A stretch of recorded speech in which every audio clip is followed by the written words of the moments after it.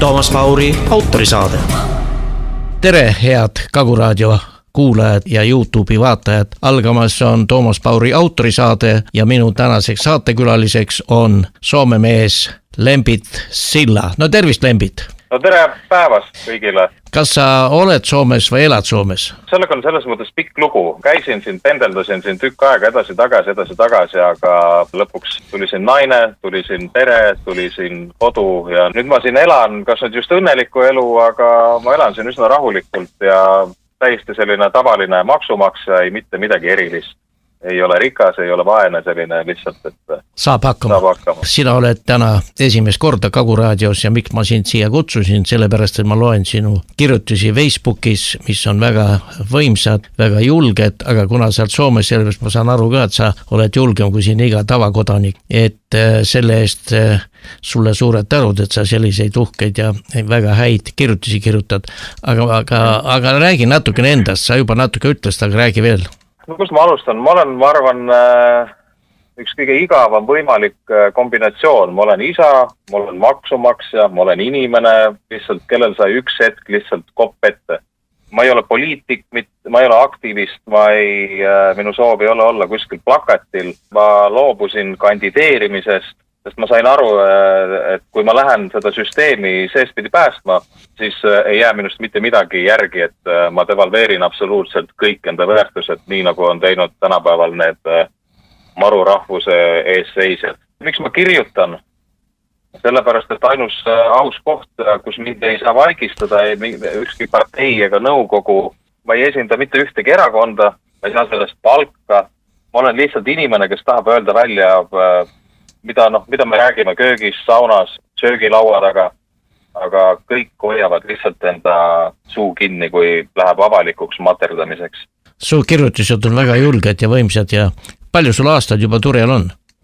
No uuel aastal tuleb siia äkki 38 vist ette. Nii noor mees, sul kõik ees. Et täpselt seda nagu ei peagi nagu, ei pea arvet, aga näha on, et aeg on hakanud palju kiiremini liikuma siin viimaste aastatega, et lõpuks võiks midagi inimenegi teha. Selge. Mitte minna kaasa sellega, et oleme lihtsalt vait, maksame maksu, noogutame ja ütleme, et mitte midagi ei saa teha. Vastupidi, iga inimene saab väga palju ära teha. Piisab, kui sa hakkad juba lihtsalt mõtlema ja küsima, miks ma pean seda pornot alla neelama, mis meile tuleb igast uksest ja praost nii meie alateadusesse näkku kui ka meie arvetele igale poole. Miks me peame seda kõike kannatama? Läheme siis esimese minu küsimuse juurde, millest sa oled ka kirjutanud, on see e-hääletus, mis on täna Venezuelas. Kuulasin eile isa poega egremehi ja nemad ütlesid, et Venezuela ongi see patumaa, kes selle e-hääletusega siin meil jamab, et varsti Ameerika annab seal neile kitli peale ja siis on sealt see asi korras. No seda ma väga ei usu ja Venemaal ja meil ja ometi mina olen palju aastaid rääkinud, sa oled kirjutanud, iga aasta tuleb neid e-hääletajaid juurde, ma ei tea, kas inimesed on pea ära löönud, mis on juhtunud ja siuke mees nagu Mike Kalamus viis isegi Ameerika juhtkonnale taotluse ja selgituse e-valimiskohta. Euroopa Liit ei kõssamagi, kuigi ta ise on ka seda proovinud Saksamaal ja Soomes, kus see asi jooksis vette ehk otsad vette, et mis meie teha saame, kas üldse on midagi võimalik teha. Muidu see valitsus, kes meil siin täna on, jääbki siia nii kaua, kui nad ükskord pensioni lähevad. Nad ei lähe pensionile, nüüd lihtsalt nad paljundavad ennast, aga mida me saame selleks teha? Ennem kui me üldse midagi saaks teha, selleks me peame teadma, kust maalt see köis lohisema hakkas. Mis asi on läinud valesti, seda on vaja nii teha ja et seda kõike nagu mõista, et seda on nagu üsna raske panna nüüd kohe siin sellisesse ühte lausesse ja et inimesed kohe sellest kõigeks aru saaks, selleks on vaja teha väga palju uurimustööd kas või omal käel. Mitte sellest, mida sulle räägid, e-valimistest tegelikult oleme ausad, avalik meedia ei räägi üldse. Et siin tulebki selles mõttes ise uurida, meil on tehnika, meil on absoluutselt kõik asjad olemas, me saame uurida kogu universumit, aga kahjuks suur osa inimestest, see on nii brutaalne tõde, milleks see valimist on, milleks need e-valimised on ja Maik Kalamus, just nimelt Maik Kalamus, mitte ainult üksi, kuigi tema on teinud tõesti suure töö ära. Me oleme loonud faktipõhise analüüsi, mis on viidud mitte ainult Ameerikasse, Poolasse, Ungarisse. Soome meedia loeb seda 30 leheküljelist raamatut, mis on koostatud hästi huvitava sellises generatsioonide poolt, see on 60, 50, 40, 30 aastaste inimeste poolt. Igaüks on suutnud sinna ikkagi lisada need punktid, miks see nii valesti on. See on nagu nii lahti tehtud, see on niivõrd lahti seletatud, et siin ei ole enam võimalik teha nägu, et äkki siis ikkagi me eksime või et me oleme lamemaalsed, ei ole enam.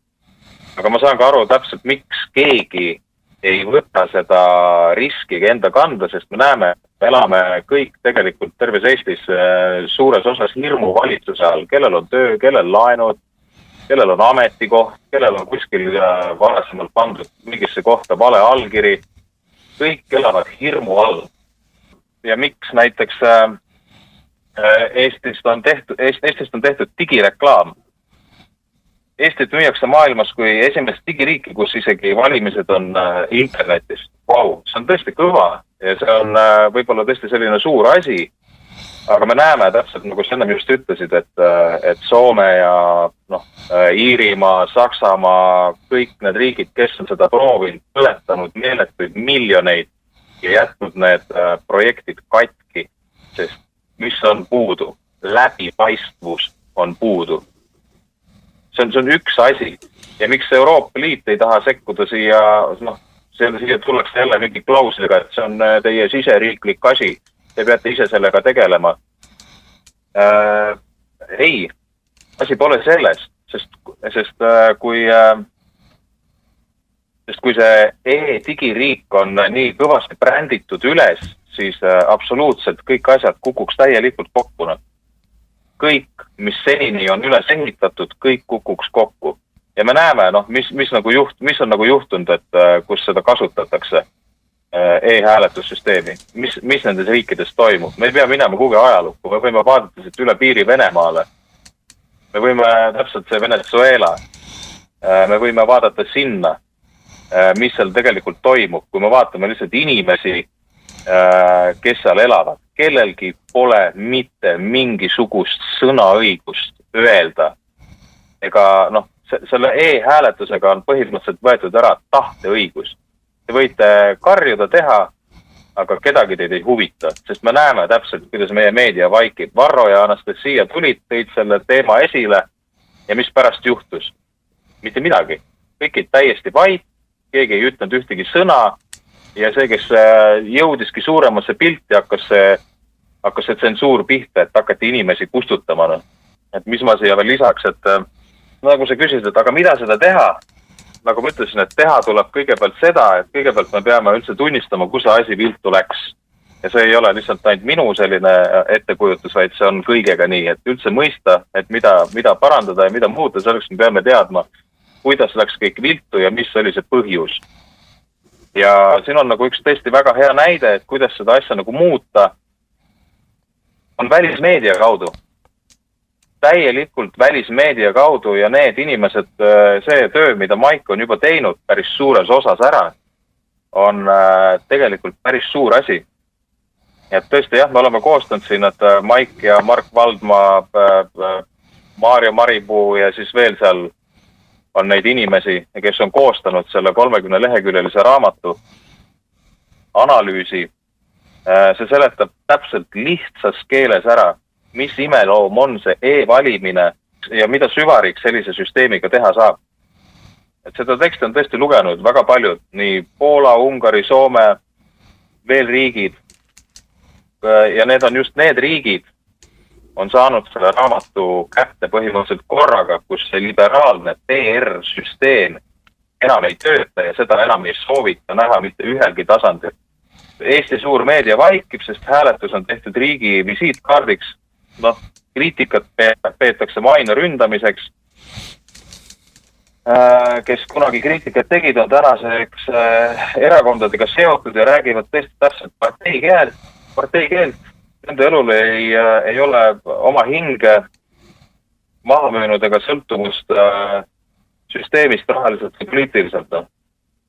Ja täpselt nagu ma ennem ütlesin, et miks Eestis on vaikus ja miks seda ei räägita, sest tõesti, see on, ma olen nagu uurinud ka, et siin on väga hea küsimus tuli, et ükskõik keda sa valid, mitte midagi ei muutu ühiskonnas, tõesti, ja küsinud, aga miks ei muutu? Siis sellele sellist nagu ühtset vastust ei tule, no sest ei muutu, see ei ole mingi vastus, sest ei muutu. Ja siis ma olen nagu uurinud siin seda omal käel ja väga tarkade inimestega siin nõu pidanud, miks midagi ei muutu. Eestis sõltub väga suur hulk inimesi otseselt või kaudselt riigist ja selle ümber keerlevast rahast. Laenud, liisingud, riigihanked, ametikohad, projektirahad, kartus kaotada töö või maine. Paljud saavad aru, et lihtsalt et e-valimistega on midagi valesti, aga vaata just nimelt väga vähesed julgevad seda avalikult välja öelda. Ja ma usun, et see ei ole rumalusest, vaid see on hirm. Et kui sul tõesti, ma täitsa mõistan seda, et kui sul ongi perelaen või sõltuvus tööandjast, otsustab enamik inimesi, et tõesti parem on vaikida. Nii hoitakse ühiskonda lihtsalt kontrolli all ilma ühegi tanki või nuiata. Piisab hirmust ja teadmisest lihtsalt. Ära parem sega ja maksa ja ole vaita. Et see on selles mõttes hästi nagu karm olukord ja kui nüüd võtta see nagu lühidalt kokku, Eesti e-valimised jätkuvad, sest neist on tehtud digireklaam, suur osa eliidist sõltub sellest loosungist, Maik Kallamuse raport ja minu enda peatükid näitavad mustvalgelt, et seda süsteemi ei saa ausalt kontrollida ja teised riigid on sama asja ära keelanud. Aga Eesti meedia vaikib, seetõttu jääbki tõe rääkimine nende hooleks, kes ei ole lihtsalt enda hinge maha müünud ega karda öelda, et praegu ei vali rahvas võimu, vaid kinnitab vaikides lihtsalt seda süsteemi, mis iseenda üle kohut ei mõistana. Ja see on nagu kõige kurvem kogu selle asja juures. Kuidas on ikka niimoodi, et e-valimised inimestele on nii palju selgitatud? Kui palju oled sina kirjutanud? Maik Kallamus, mina olen oma Kaguraadio saates, Ring FM saates sellest rääkinud. Ja ma ei tea, ma tean neid, kes on minu läheduses olnud. Ja inimesed lähevad ja valivad ja mitte vähem, vaid ikka aina rohkem ja teiseks neid ei saa kontrollida, sest 2 nädala pärast kõik need kettad lüüakse puruks ja mingisugust võimet kontrollida ei ole ja kujuta ette, terve Euroopa Liit ei saa sellise süsteemi peale mitte ühtegi lauset öelda, et seda ei tohi kasutada. Me oleme ju Euroopa Liidu liikmeid, kus on 27 liiget kokku meiega. No siin ongi see, et see just see hävitamine ongi kuriteo jälgede hävitamine, peitmine. Et miks nagu Euroopa Liit ei taha siia sekkuda, on see, nad üritavadki nagu seda sellega põhjendada, et et see on siseriiklikud asjad, aga mis on nagu see, et siia tulevad need Rooma õigus ja õiglus tulevad kõik sisse, kõik see, mis agendat hakati siinpool Euroopas ja igal pool ajama pärast aastat 1950 ongi see liberaalne porno. Ja suur osa maailmas ei võta tõsiselt seda, kes on minetanud kõik need aastast 1950, kõik need väärtused, mismoodi kõik on loodud, kõik Vestfali rahuga, kõik asjad on paika pandud, et me võime mängida oma riiklust ja teha ja olla. Kuid me peame pidama ka teatud põhimõtetest kinni. Ja praegu, nagu me näeme, liberaalne pool, mingit õigustega, mitte ühtegi sihukest asja ei ole, on ainult tugevama võim ja kui sa seda ei järgi, siis ongi sinuga kõik sind tühistatakse. Et see on nagu nii lihtsaks tehtud see. Ja kogu maailm, me näeme ka, kuidas kogu maailm suhtub just nendesse meie nii-öelda brändi poliitikutesse, kõik need Kaja Kallased ja Zelenskid ja need kõik, kes käivad seal igal pool maailmas esinemas, kui julmalt neid on jäetud lihtsalt ukse taha. Neid ongi jäetud sõna otseses mõttes selle pärast ukse taha, et nad ei tea, kust on teie võim ja teie see maine ja see teie mandaat on tulnud. Nad ei tea seda. Te ütlete, et teil on mandaat aga mis asi on see mandaat, kelle käest olete teda saanud ja just seesama see 30 leheküljeline raamat, mida Maik on jaganud siin üle maailma usinalt, panebki õigustatult küsima neid küsimusi, et okei, sa tuled ja üritad siin nõuda ja et sõda ei lõppeks ja tapmine kestaks ja kõik on nagu tore. Aga selles raamatus saabki see pilt ette, et absoluutselt kõikidel poliitikutel, valitsustel puuduvad mandaadid, kes kasutavad e-hääletust. Ja maailm ei ole loll. Maailm lihtsalt tahab vaadata, kuidas need liberaalsed pooled mängivad ennast lõplikult nurka. Mart ja Martin süüdistasid Venezuelad, et see mõjutab meie e-hääletussüsteemi. Kas see on niimoodi? Absoluutselt, noh. See on tehtud täielikult selgeks. Noh, Maik on kõige täpsem inimene nendest rääkima, sest temal on need soojad paberid ja info on kohe seal nagu nina ees, kuna ta seal põhimõtteliselt Venezuela küll lähedal elab. Venezuela elektroonilise hääletuse õpiku näide sellest, kuidas süsteem on ära nagu mäkerdatud, sest Venezuela oli üks esimese riike maailmas, kus kogu valimissüsteem muudeti 2000 alguses elektrooniliseks, hääletus toimus masinatega, tulemused arvutati automaatselt, tarkvara tegi muu hulgas Smartmatic ja vot see sama asi ongi just see täpselt see, et noh, me jõuame veel sinna nii. See Smartmatic on see just see sama selle kõige kurja juur, et paberit justkui polnud vaja, kõik oli tehniliselt korrektne. Ja mis siis juhtus aastal 2005-2006? Siis juba raporteeris Euroopa Liidu valitsusmissioon äkki, jah? Et süsteem on tugevalt poliitilise kontrolli all. Seadusraamid valimisi segaselt ja valimiskomisjon ei ole usaldusväärselt sõltumatu. 2017 ütles näiteks, 2017 ütles Smartmatic ise avalikult, et ühe suure valimise osalusnumbrid on vähemalt 1 miljoni hääle võrra siis nagu üles võltsitud või üle võltsitud. Noh, saad aru, see inimene, mis hoiab ja käitab seda protsessi, ütleb ise ausalt välja. No ja ma arvan, et see 1 miljon oli toona, nüüd on need numbrid kõvasti suuremad. Ehk firma, kes masinad tegi, tunnistas ise, et numbreid keerati poliitilise tellimuse järgi, noh. Ja see nagu siin on nagu tõesti ka räägitud, nagu nüüd Martin ja EKRE need teevad, muidugi nemad räägivad ka täpselt ainult nii palju, et hoida seda nagu inimese närvi üleval, aga vastustega, lahendustega väga palju sealt, noh, ma ei ole näinud. Võib-olla ma ei saa aru nendest peidutud sellisest vastusest, aga lihtsalt jah, et hoida seda pinget üleval, jah, et neil selles mõttes on tõesti õigus. Ja Venezuela on tänaseks elektroonilise hääletuse õudusjutt. Süsteem, mis pidi olema läbipaistev, turvaline, muutus tööriistaks, millega võim kinnitas lihtsalt iseennast. Kõige parem näide on näiteks see, et ma vaatasin, see oli 2019 aasta, äkki see oli kevade kuu, kus oli see nende turvavõtmete loomise protsess. Kaamerad jooksid, kõik vaatlejad ja kõik need ID-mehed ja kõik olid kohal seal. Et noh, minu loogika on selles mõttes lihtne. Kui mina loon mingi asja, turvavõtme, mis on, ma olen selle südame loomise juures ja kui sõltumatu järelevalve, kui kaardid on valmis ja kui sõltumatu järelevalve tuleb, ütleb, et no nii, et kõik tundub nagu mõistlik ja kõik on nagu hästi, et kas ma saan ka siis nüüd siia allkirja, et see on nagu turvaline.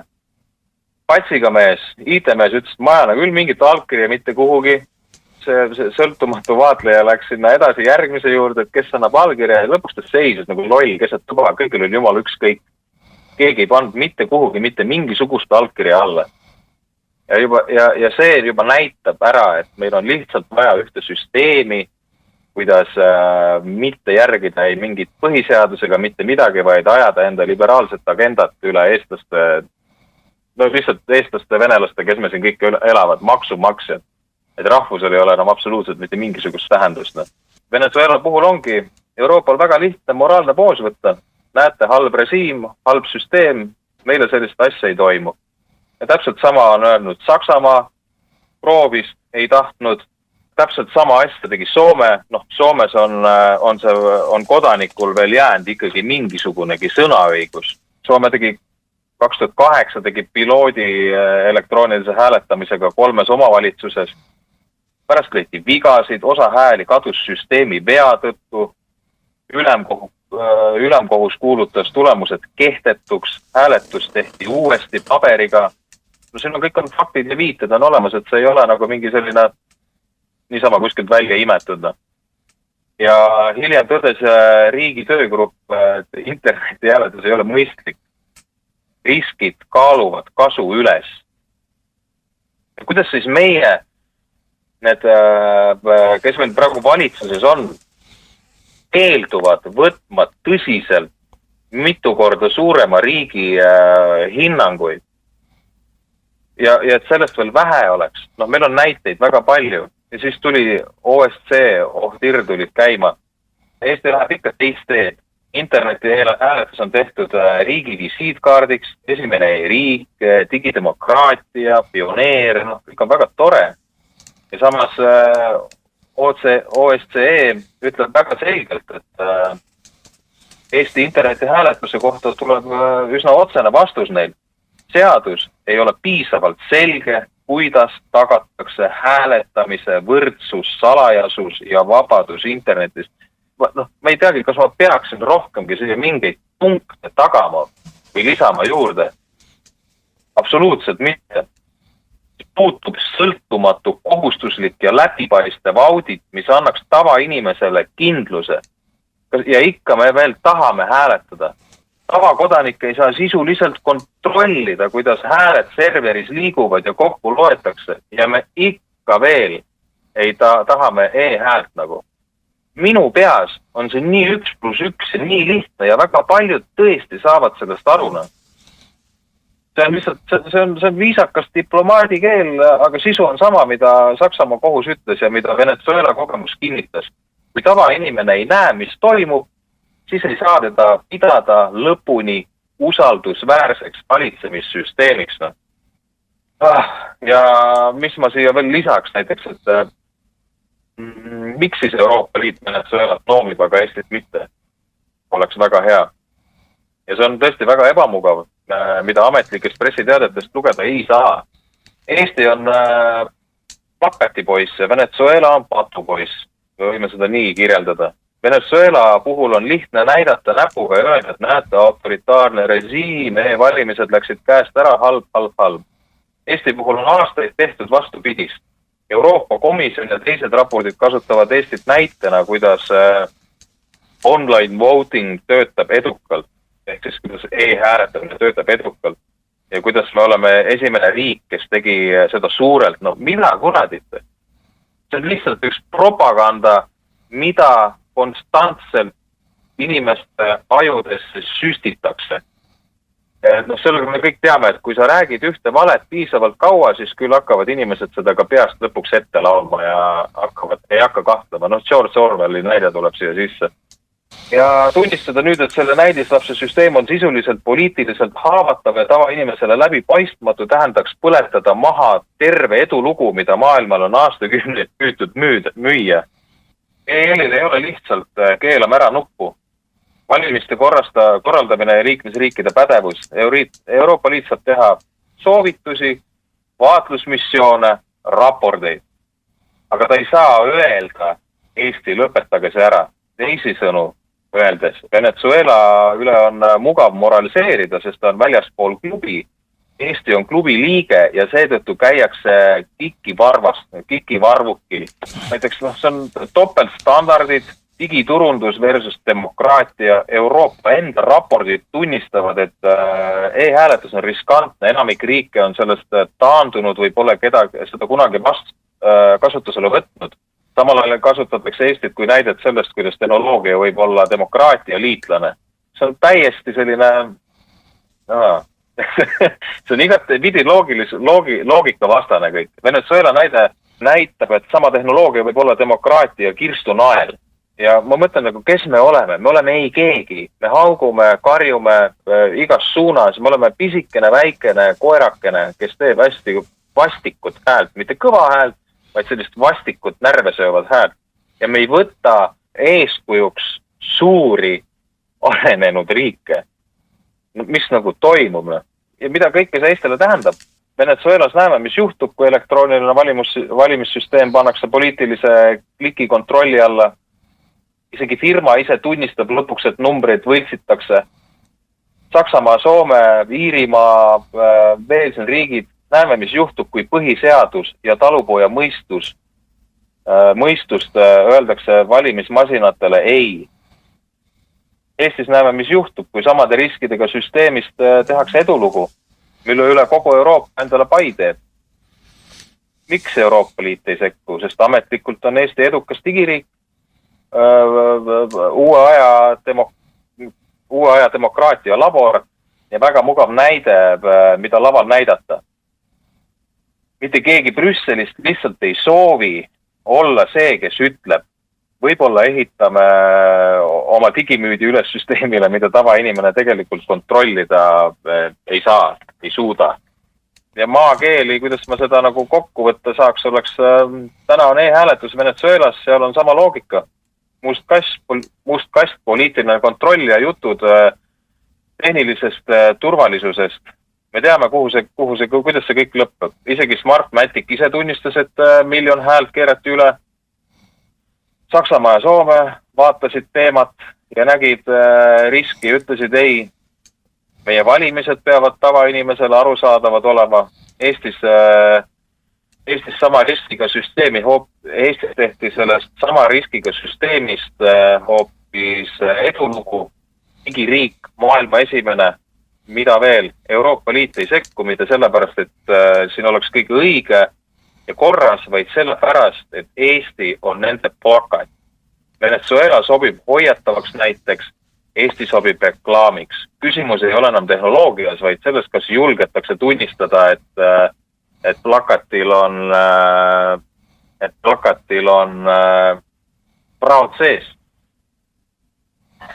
Me teeme siit väikese muuskese pausi küsijana Toomas Paur ja minu vestluskaaslane Toomas Paur ja minu vestkaaslane Lembit Silla. No sa rääkisid väga hästi, keegi polegi hästi rääkinud, aga ma küsin, et mis nüüd edasi saab, et varsti tulevad Riigikogu valimised ja reform võtab jälle, sest server on tema käes ja kui tal oli nüüd Eesti 200, mis nüüd laua alla kukkus, tuleb siis Eesti parempoolsed ja siis läheb meil elu veel hullemaks, et mida me nüüd teha saame, mida sa soovitad, mida me tegema peame. Ja et rääkida, et ära e-hääleta, see ei maksa mitte midagi. See on väga hea küsimus tõesti, aga mida me saame teha? No? Me peame, kuidas nagu mina näiteks, mida ma olen nagu teinud, et saada sellest ängist ja sellest vihast üle. Ma olen hakanud lihtsalt mõtlema enda peaga ja igasuguse sellise tänapäeval, kui vanasti tehti propagandat, siis kõik said aru, vaata, see oli nii lame ja see oli kohe punast värvi ja kõik inimesed said aru, et see on propaganda. Aga tänapäeva propaganda on nii peen, ta on igal pool ja kui sa korra juba mõtled, et see on nüüd tõesti see, mida mul vaja on, siis tegelikkuses see nii-öelda nagu mõistuse parandaja ega mingi hinge-eeter ei aita sind tegelikult mitte kuhugi. Ma ei taha nüüd öelda, et lõpeta igasugune meedia lugemine, vaid lõpetad kõige uskumine, mida sa näed, mis sulle parasjagu tundub mugav. Ja sealt edasi hakkab alles juhtuma, kui sa lõpetad selle igasuguse selle meedia, mis sulle ette visatakse, et sa lihtsalt reageeriks, mitte ei hakkaks mõtlema, kui sa selle uskumise ära lõpetad ja hakkad küsima, miks, siis sa jõuad päris paljudesse huvitavatesse kohtadesse. Ja me peame hakkama tõesti, et mida nüüd nagu teha, tõesti sellel on hästi raske anda sellist ühest vastust. Kindlasti on see, ma ei kutsu inimesi üles tänavatele, aga inimestel on tõesti kohustus nüüd ja moraalne kohus seista selle eest ja lõpetada enda, nagu lause, mida ma olen aina kuulnud kogu aeg. Mina olen väike inimene, mida mina ikka teha saan. Lõpetage, visake need rumalad laused ära need peas. See ongi süsteemile kasulik, et et me juba eos ise ennast nulliks ära. Mina alustasin väga lihtsalt, mul lihtsalt viskas kopa ette see kogu see pisendamine, inimestega ei saa arutada, tarkust kasutatakse ära, mitte et luua nagu korralikku ühiskonda, vaid selleks, kuidas kellegi pealt teenida. Kas see ei ole lahendus, et kui poleks loll ja siis poleks ka rikkaid? See ei ole õige lahendus, see ei ole õige suhtumine. Et tuleb jääda iseendaks, lõpetada ise kõigepealt vihkamine, siis alles lõpetab ka teine pool vihkamine. Praegu on kõik sassis. Ma tahan seda vihata, esiteks mulle antakse see suurt, keda vihata ja mismoodi vihata. Ja siis loota, et kui nüüd sina ennem lõpetad, et siis hakkan mina päriselt rääkima. Ei, me peame ise endas lõpetama selle vihkamise ja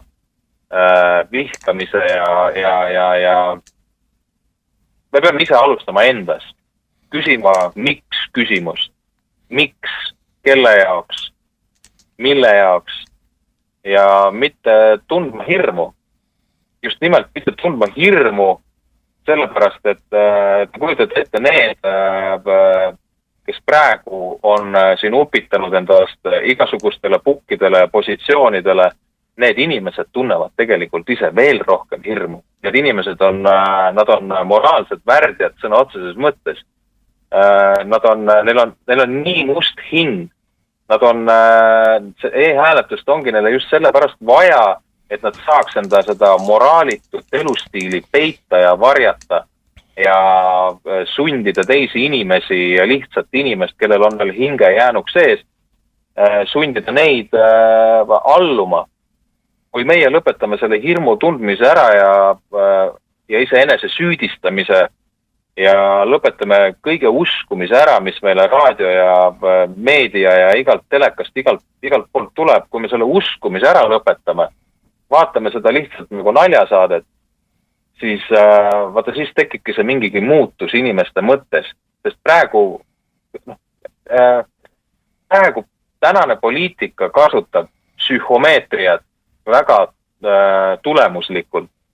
See ongi, meie alateadvust tahtlikult väänatakse täiesti, seda rebitakse juppideks ja sinna istutatakse igasuguseid haigeid asju sisse.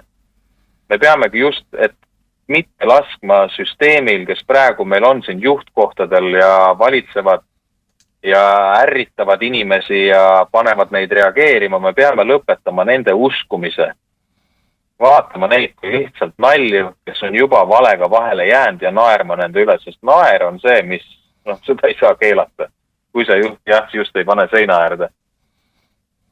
Ja siis igaüks inimene peab hakkama ise tegutsema endaga. Aga siin, ma räägin, et sellel on nagu sellist rasket nagu ühest vastust anda, aga ma näen, et me peame tulema kuidagigi ikkagi andma märku, et me ei ole selle kõigega nõus. Muidugi praegune kõige parem orjandusmudel ongi see pehme kaelavõru.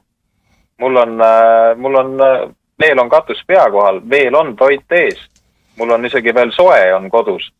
Kui me jäämegi niimoodi mõtlema, siis me ei saavutagi mitte midagi. Me peame laskma lihtsalt sellest laisast mugavusest lahti, sest see töö, mida me siin praegu teeme, Maik Kalamus ja Mark Valdman ja kõik, kes me siin oleme, me teeme seda enda näo, enda nime, enda aja, enda raha eest. Me ei sõltu mitte kellestki. Ma ei allu mitte kellelegi.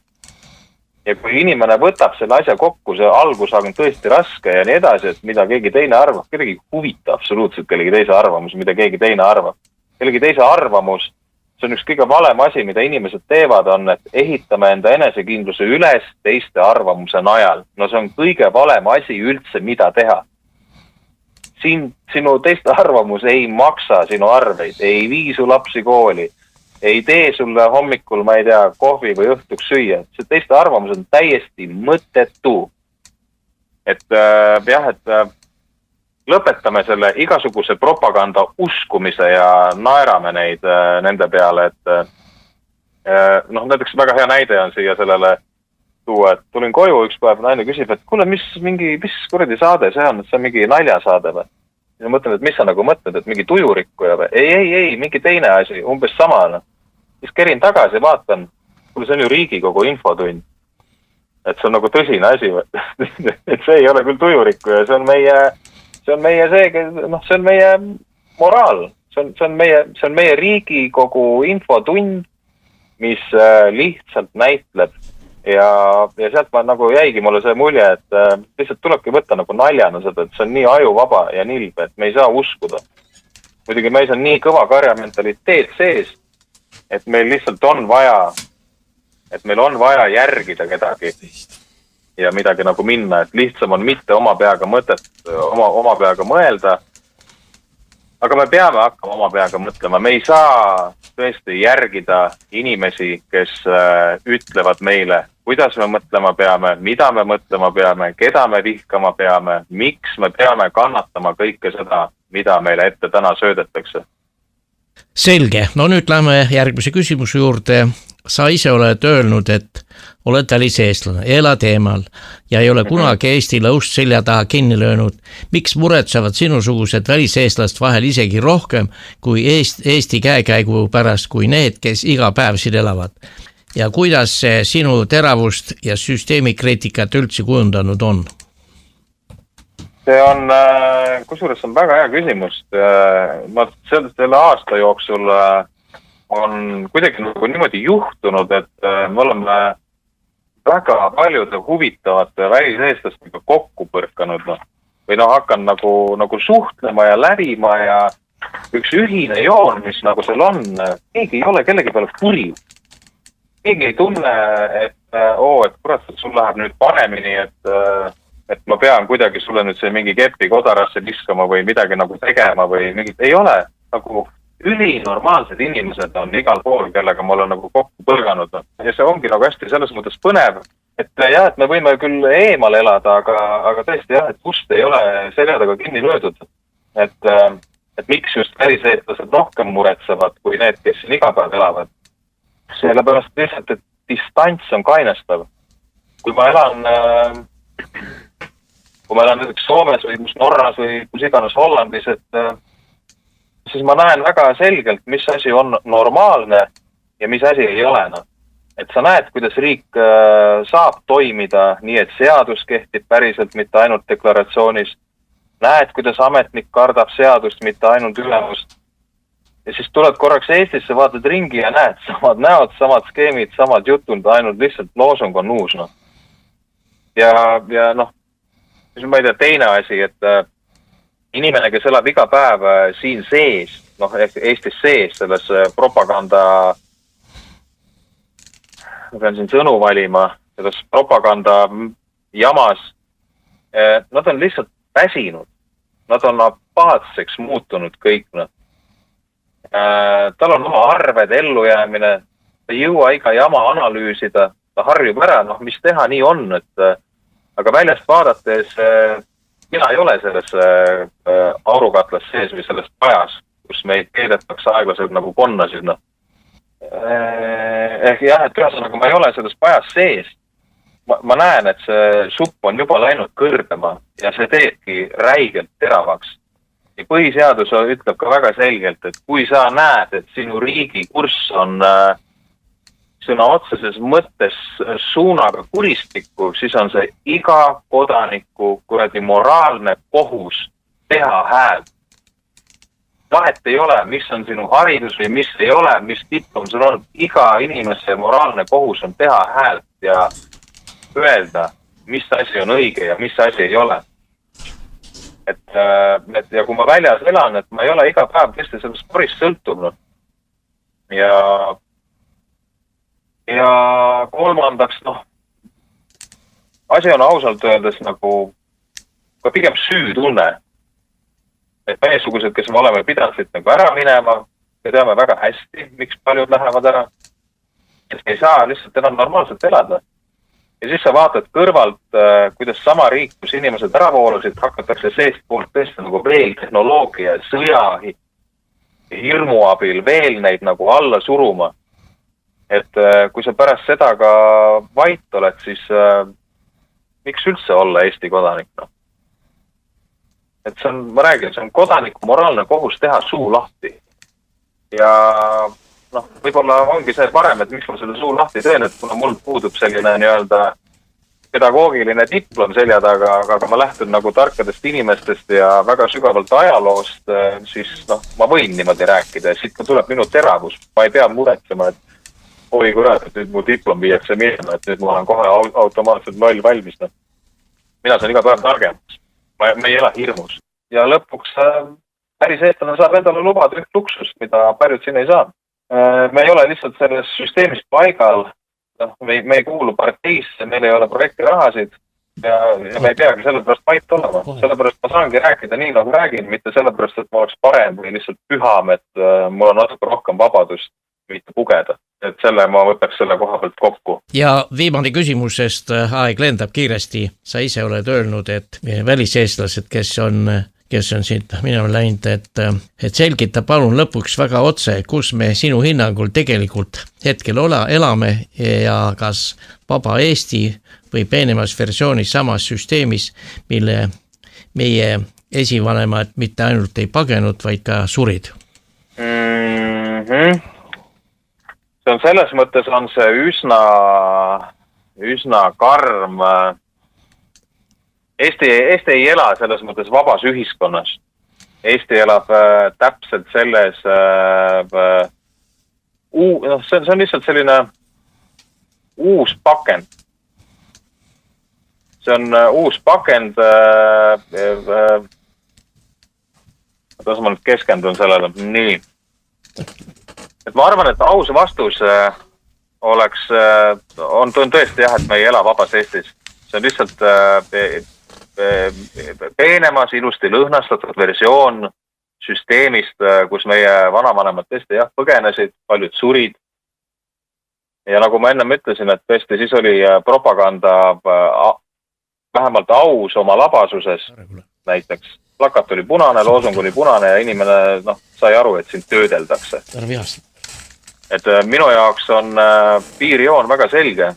Kõik, mis on pärast aastat 1950 siia peale ehitatud, on olnud üks ja sama liberaalne pornograafia, mille pärast ei ole inimest mille eesmärk ei ole inimest vabastada, vaid ta täielikult ära nüristada. Et mitte ainult selles pornograafia mõttes, vaid kogu kultuuri sügavuses. Siin on tarbimisporno, vägivallaporno, eneseuppitusporno, kõik selleks, et lõhkuda, tappa, rebestada inimese vaimu ja hinge ja tema tervikut. Et siit ei pea nagu abi otsima, et kõige parem näide on see, et kui me avame hommikul raadio, ma olen juba enne kohvi ära joomist juba närvis, sest sealt tuleb ainult viha, palju keegi suri, palju põles, palju vägistati, palju tapeti. Just sellise viha uudiste, sellega just lõhutaksegi inimese vaimu ja hinge, kõige selle just vihaga. Haridus on selles loos näiteks võtmetükk. Mingil hetkel tehti väga teadlik otsus, et lõpetati ära see, mida võiks näiteks päris hariduseks nimetada. Psühholoogia, kriitiline mõtlemine, kodanikuõpetus, kõik, mis aitaks inimesel iseendast aru saada ja oma emotsioonidest aru saada. Ja süsteemile vajadusel ei öelda. Lükati kõik, võeti need maha, lükati tahaplaanile või lihtsalt lahjendati. Õpetati käske, mitte mõtlemist, õpetati kohanemist, mitte vastutust. Inimeselt võeti ära õigust tahta. Tekkis põlvkond lihtsalt, kellel on miljon soovi, aga ei ole oma tahet. Ja kui inimesel ei ole enam sisemist tahet, ei taha, siis teda on väga lihtne juhtida läbi hirmu ja dopamiini. Täna on kõik pakendatud Euroopa väärtuseks, silt on ilus, sisu on see, et sul ei ole enam õigust oma hinge peale. Sul ei ole enam õigust öelda, miks miski on vale, kui süsteem ütleb, et see on õige, siis nii see on. See, kes kahtleb, on äärmuslane, vandenõuteoreetik või Kremli, mis iganes kasulik idioot. Ja sama käib täpselt ka riigi ümber. kõige kavalam trikk ei ole loosung, vaid vaata siin ongi nüüd, et mis ma ennem just ütlesin, et see inimese tahe on ära võetud. Ja see hakkabki täpselt siit kohast pihta, mida ma just nüüd ütlen. Et kõige kavalam trikiga oligi see inimese tahte äravõtmine oli Nõukogude passidelt Eesti passidele üleminek. Seda müüdi lihtsalt kui iseseisvumise pidupäeva. Vaheta pass, oled vaba. Tegelikult on rikutud siin nii palju seadusi ja absoluutselt kõike. Uus dokument, uus number, vaid vaikne režiimi vahetus paberil lihtsalt, millega rikuti nii palju reegleid, kui vähegi võimalik ja inimene tehti selle kõige osaliseks ilma, et talle kordki ausalt öeldakse, mis tegelikult toimub. Ja selle ühe lihtsa passi vahetusega anti ära see varasem õiguslik positsioon, olgu see kui segane tahes, aga ja astuti uude süsteemi, mille reegleid ei selgitatud, aga mille vastu hiljem enam vaielda ei saa. Rooma õigus ja Vestfaali loogika küsivad alati kahte asja. Et kust kohast tuleb sinu võim ja kust tuleb sinu mandaat. Kes volitas sind rahvast esindama, kes andis sulle õiguse rahva nimel lepinguid sõlmida. See on vana maailmakord enne, nagu ma ennem jälle just mainisin, et see on vana maailmakord enne 50. aastat. Vähemalt siis oli see põhimõte sellisena olemas nagu.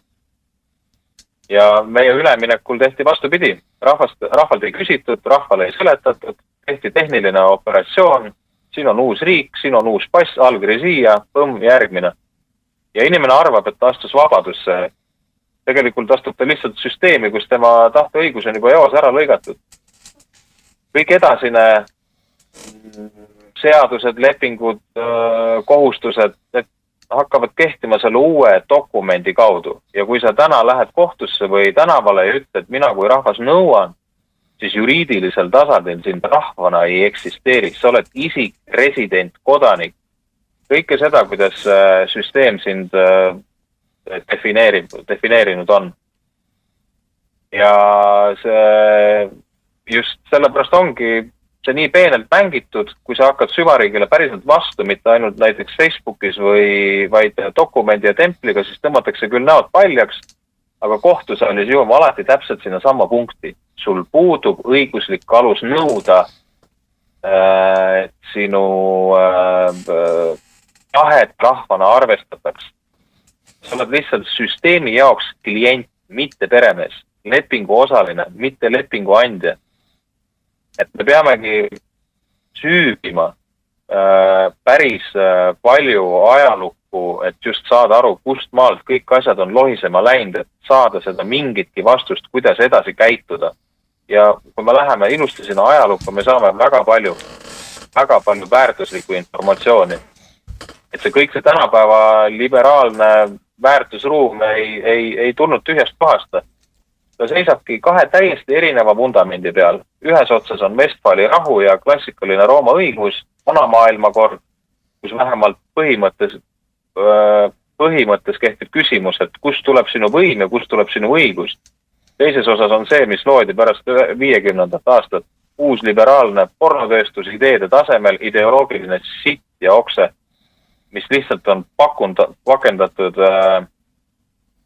inimõiguste progressi ja tolerantsuse paberisse, et suur osa maailmast vaatab seda kõike pealt ja lihtsalt ei osta seda ära.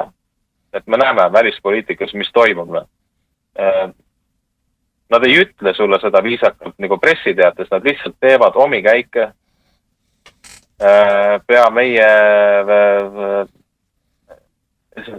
ühesõnaga, et sellepärast ma ütlen ka meedia tarbimise kohta väga lihtsalt.